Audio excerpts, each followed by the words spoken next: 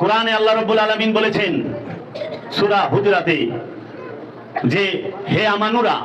তোমরা আমার রসুলের কদমের আগে কদম বাড়াইবা না, আমার রসুলের পায়ের আগে পা ফেলবা না, আমার রসুলের আগে হাঁটবা না, আমার রসুলের কণ্ঠস্বরের উপরে উচ্চ কণ্ঠে কথা বলবা না, আমার রসুলের ঘরের দরজায় গিয়ে কড়া নাড়বে না, আমার রসুলকে কোনো সময় উচ্চ স্বরে ডাকবা না। তোমরা যদি আমার রসুলকে উচ্চ স্বরে ডাকো, আমার রসুলের কণ্ঠের উপরে উচ্চ স্বরে কথা বলো, আমার রসুলের কদমের আগে কদম বাড়াও, পা বার করেছ, খাবার খেয়েছ, হ্যাঁ ওঠো বের হও, আমার রসুলের ঘরে বেশিক্ষণ বৈশা থাকবা না।